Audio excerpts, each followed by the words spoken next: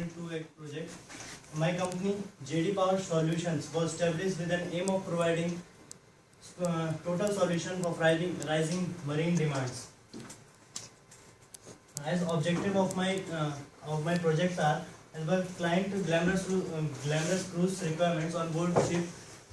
One cruise ship is to be lengthened in a shipyard to carry more passengers in the ships. The following changes needed to be done. The old generator was of 125 kilowatt with a sprinkler pump 25 kilowatt and lightning load was 28 kilowatt. Is needed to be replaced with a new sprinkler pump of 45 kilowatt and new lightning load of 25 kilowatt. Now we have to calculate the power required for the new emergency generator, which comes after several calculations, which comes of 142 kilowatt, and install it.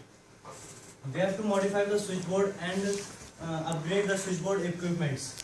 To maintain the minimum temperature of the room, we have to use proper thermal insulation in the room and proper heaters. The emergency generator room shall be so designed as per SOLAS 2004. My next task was to search several types of generators, in which I have searched 3 generators. First one is Cummins, second one is Volvo, and third one is Schenke. In comparing all 3, I found that Cummins is better than these 2 generators because its fuel consumption is less than comparison to both 2 generators, and weight is also less as comparison to other 2 generators, which will be easier for installation process.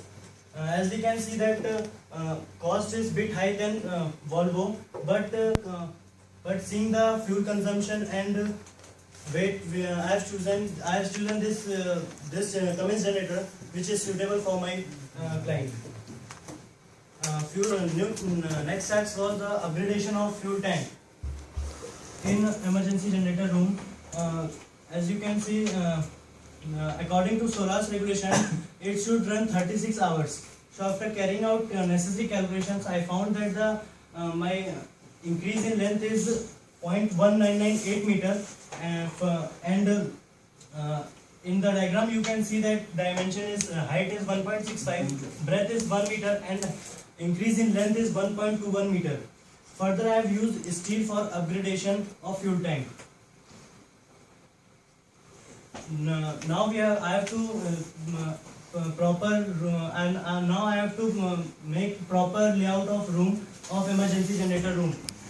In that after several calculations, I come up with the new emergency length of emergency generator room is 7.23 meter and breadth is 6.50 meter.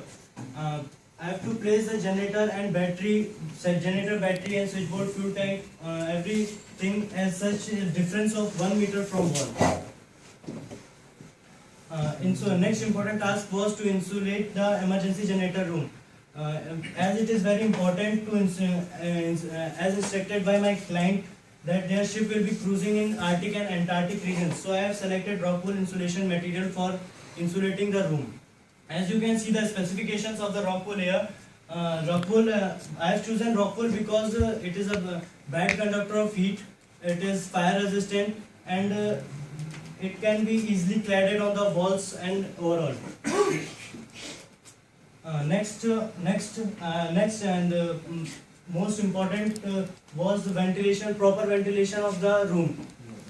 The ventilation of emergency generator room is required to design the considering not only for engine but also considering storage of batteries, panels and other things in the emergency generator room.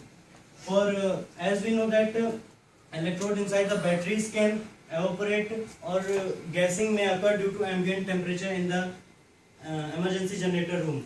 As I have installed an automatic lower in front of the generator from which the cool air goes inside and keep the temperature moderate in the emergency generator room, and I have installed automatic lower in front of the generator from which the hot air will be exhausted.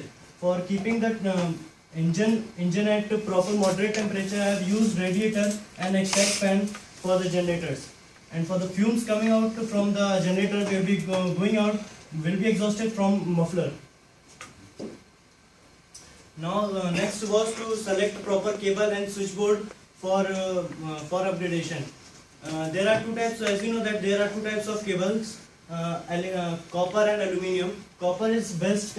Copper, I have selected copper because it is best electrical conductivity. It is malleable, that is soft and it can be easily bent. It is resistant to corrosion and due to high ductility. After that, I have to choose single core cable or multi core cable for emergency generator room. With respect to both single core and multi core cable, I have used single core cable for emergency generator room to switchboard because it is lighter in weight. 3 minutes. Because it is lighter in weight. Installation cost is less as compared to multi core cables. Single core cables are much better than multi core cables for this ampere rating, the emergency generator. Now we have to choose the starting system in an emergency case, proper starting system for the emergency generator. There are two types of starting system, primary and secondary. Primary starting system is the system in which the generator starts automatically. In this type of system, we can use battery starting system. Secondary type, if the primary type fails, then we have to use the secondary type system, in which I have used manually by compressed air starting system. In batteries, I have used lead acid batteries because it is cheaper, more efficient, and its life is more than alkaline cells.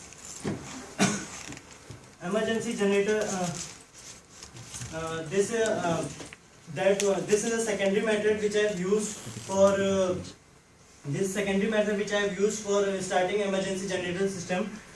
It is compressed air starting system comprised of air bottle and solenoid block. Emergency generator. When the emergency generator is not started by battery supply due to some reasons, push this solenoid block, which releases the air from the starting air bottle to the emergency generator, which starts the engine, and engine starts supplying power to the emergency loads. The emergency bottle can be filled by hand pump, emergency air compressor, and main air bottle. Now the installation and removal process. For removal, I have cut the upper deck. As we know that emergency generator room is at uppermost deck. So we have cut the roof of the emergency generator room to take out the old emergency generator and reinstall the new emergency generator. After that, we have to install fuel tank and reconnect all the electrical connections and batteries to the generator. The skills which I have learned is timekeeping, managing all the projects properly, using different kind of softwares, and making Gantt chart and logbooks, etc. Thanking Mr. Keenan Rice and Mr. Fellowmates who helped me in making my project. Thank you. Thank you. I'm pleased you learned about timekeeping. You going to practice it? Yeah. Good. Okay, a few questions for you then. Can you remember what the bore and stroke of your engine was that you chose?